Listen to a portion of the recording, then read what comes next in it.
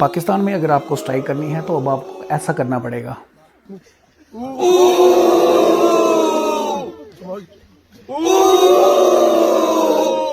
ये वो तरीका प्राइम मिनिस्टर ऑफ पाकिस्तान ने बताया है, फुलवाई के लोगों ने इस पर अमल किया है। हमारे 3 मसाइल हैं, उनको हल किया जाए।